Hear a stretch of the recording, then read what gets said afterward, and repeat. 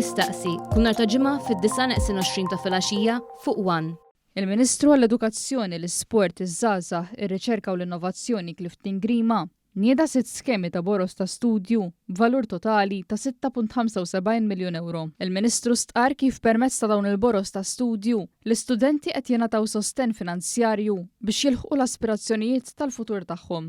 Il-Unirma Investiment għandu għan wieħed, dak li jagħti aktar rodda l-istudenti Maltin u Awċin sabiex ikomplu jiksbu dak li huma il-ħiliet u kwalifiċi akademiċi u fuq kollox sabiex dawn l-istess studenti jkollhom lodda sabiex ikunu suċċess fil-karriera tagħhom. Is-Segretarju Permanenti fl-istess Ministeru, Matthew Vella, enfasizza li sissa minn dawn l-iskemi diġà benefikaw il-fuq minn 1200 individwu fuq qsma differenti.